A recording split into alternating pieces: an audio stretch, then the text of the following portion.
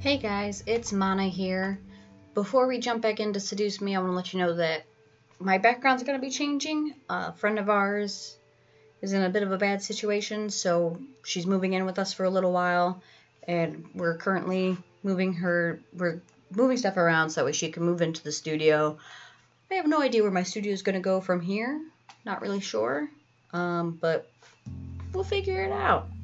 So until then, let's just enjoy some more Seduce Me, see if I can make some better decisions and not get a forever alone ending this time. Okay, so this time we're going to willingly let her take our memories so that Angel doesn't, erase ours. Diana stared at me, a look of almost despair on her face. I, however, kept my eyes to her, repeating my words. Take my memories. But are you... Take my memories. I had resolved myself to normalcy. Ignorance was indeed bliss. Diana stared before biting her lips. Very well. Diana gently reached into her cleavage and held out a small vial to me. Drink this and you'll lose your memories. You must drink as much of it as you can. I nodded before looking to the vial. My memories in exchange for my humanity. I popped the cork of the vial and gingerly brought it to my lips. Goodbye magic, goodbye demons, goodbye memories. Hello, normalcy.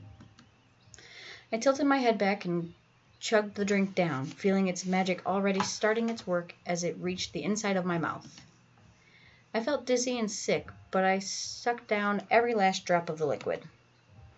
I felt the memories of the boys fade away. I never met them in my house when I moved in. I never was attacked by Malix or his goons. I was never kidnapped, and I never met Diana.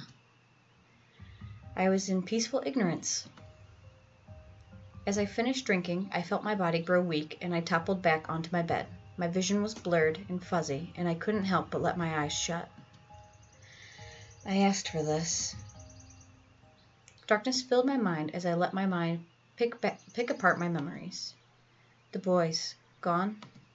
Malix, gone. Diana, gone. I remained dreaming a shapeless dream, feeling my heart relax and repair itself. When I awoke, it was morning. What happened? I stretched and yawned, trying to remember what had happened throughout the week. For some reason, I didn't remember yesterday. That's odd. I checked my phone and read texts from Naomi and Suzu, wondering if I was free. I shouldn't have anything planned. Yeah, sounds good. I smiled before getting ready for school. No chance I was going to miss any more. My life became a blur. I was once again surrounded by people moving faster than myself as I walked through my life in slow motion. I felt that I could stop and the world would continue moving in high speed. Memories of childhood haunted me throughout the day, throughout the week, throughout the month. Soon I let my entire semester pass me by and I was on the cusp of graduating. I never felt more nervous about life. What would happen after I touched my diploma? Would real life just sweep me away? Would I be left alone in a void of my own doing? It was hard to say.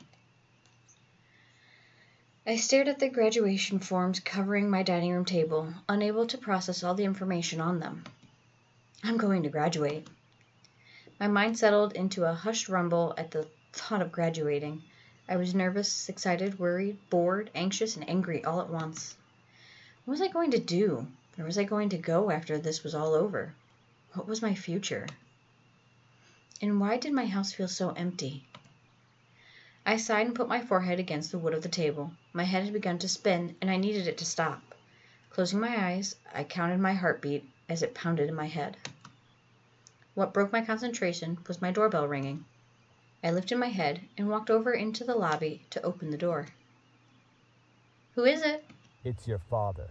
Oh, lovely. My hand froze on the doorknob. Why was he here?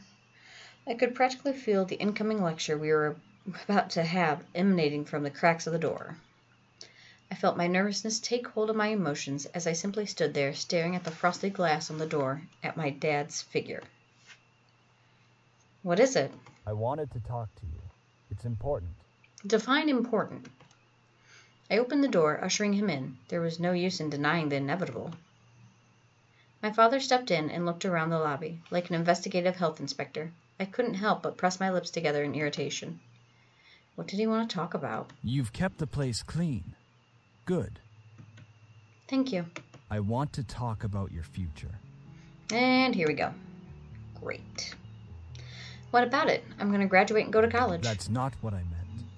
I meant about you being part of Anderson Family Toys. I stared. Was he serious right now? Did he really want to add another stress point in my life? I felt myself glare out of pure irritation with the topic. What about it? Do you want to be part of the company? Was he seriously asking this? Was I getting an option? This had to be a test. This couldn't be real. You said I was to be... I said, do you want to be part of the company? I felt my mind go blank. Did I want to be part of the company? If this chance was real, this was my one chance to do what I wanted without expectation over my head. I wanted to be free. I wanted to fly high and find my own path in life. If that was really a future with the company, I would be taken there on my own choice, not on the command of my father.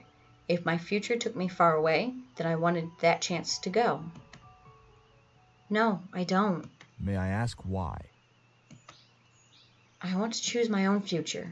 I don't want to be stuck to expectation. I felt my mind begin to fill with ideas for the future, dreams and goals that I could possibly fulfill with a new freedom.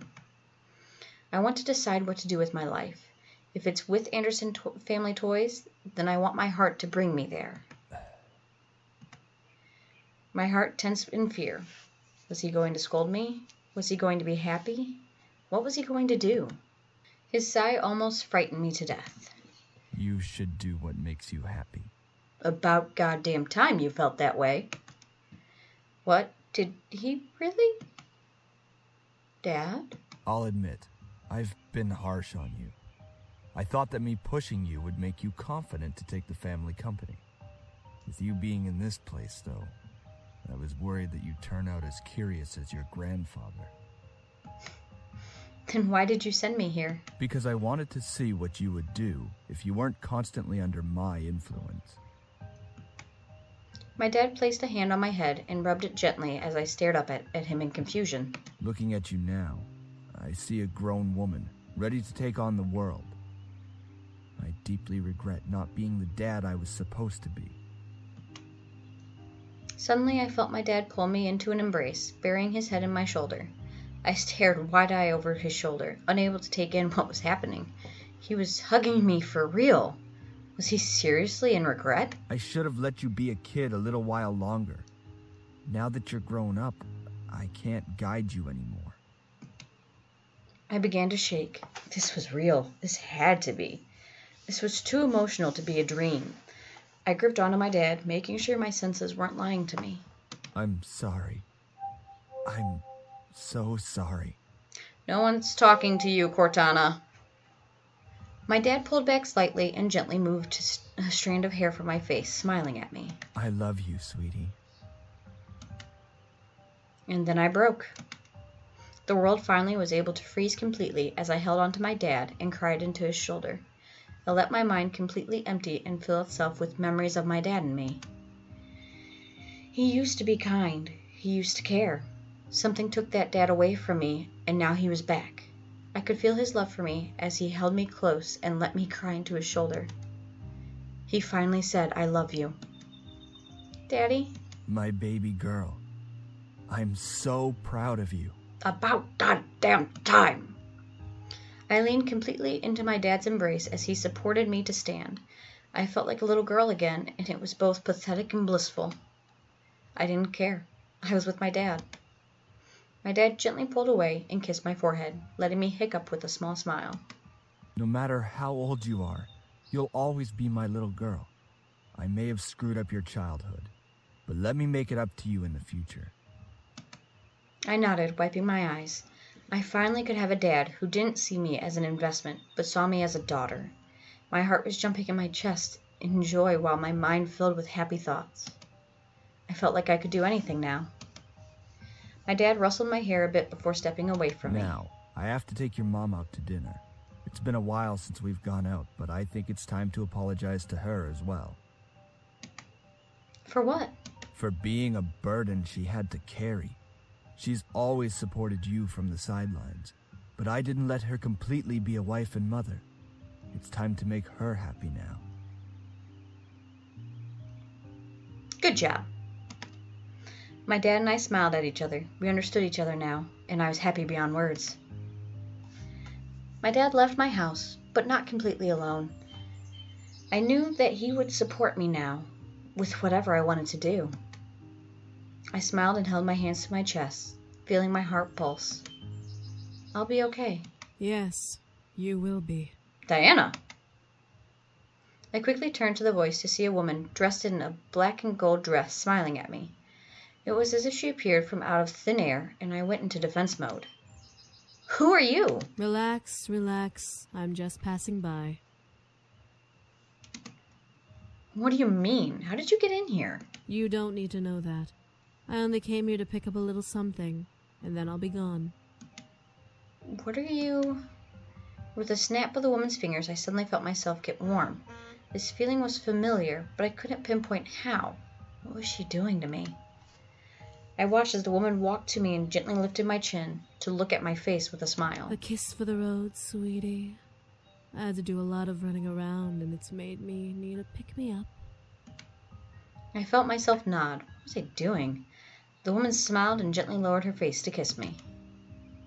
I felt like melting into the kiss, but I knew deep inside that this was beyond wrong.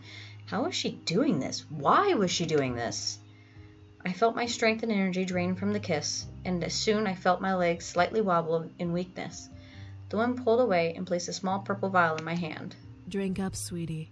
You need it. I nodded and opened the vial before pouring its contents into my mouth. It was sweet, like fruit, but it wasn't overpowering, and I felt my energy return to my body at the last drop that dripped onto my tongue. What? A gift from me, as a thank you for giving me the strength to finally take what is mine. What is yours? The woman smiled before nodding to me and walking around me to the door.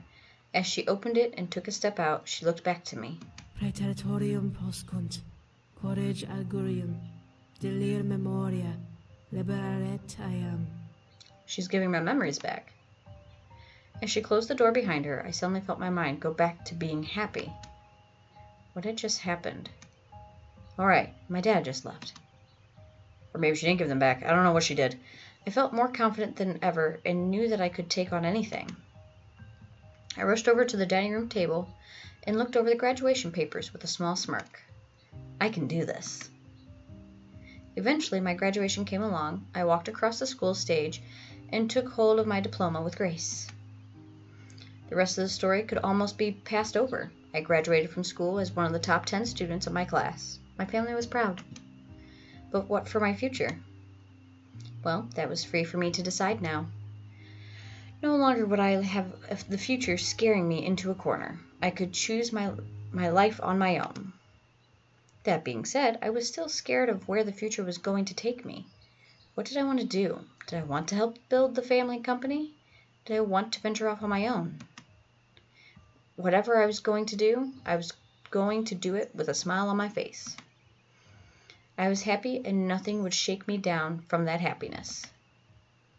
The next morning, I woke up and took in all that had happened as if it was all a dream. My life seemed to fall perfectly into place. It was almost surreal. I walked over to my balcony window and opened it, stepping onto the patio and staring into the sky. It was beautiful. The wind gently brushed over my face as I took in the smell of the morning. I felt a wave of confidence rush through my body as I stared into the sky. I'll be fine. I'll be just fine. I was confident that I could do anything now. My life was in my hands, and I was strong enough to carry it. I was alone for now, yes, but eventually I knew that I would be happy at the end of my journey. I still had 100 battles to face, 1,000 memories to make, and 1,000,000 stories to write. This was just one of those stories. And that was my happily ever after. End my freedom. Well, shit, that wasn't the ending I wanted. So, neither of those were the endings that I wanted. So, I'm going to go back through to get the ending that I do want. Maybe I'll do all the different endings. I haven't decided yet. I want to, but I don't want to. I'm logging off now. I'll see you guys later. And remember to do something nice for a stranger today. You may just save a life.